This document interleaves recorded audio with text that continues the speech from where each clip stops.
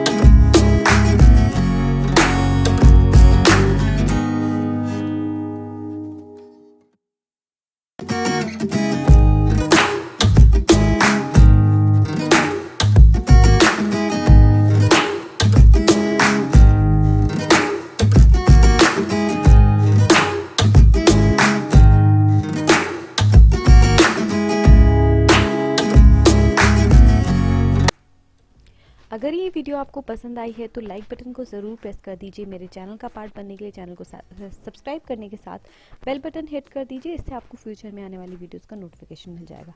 Thank you so much for today. मैं मिलती हूँ आपसे नेक्स्ट वीडियो में। तब तक के लिए बाय बाय, टेक केयर।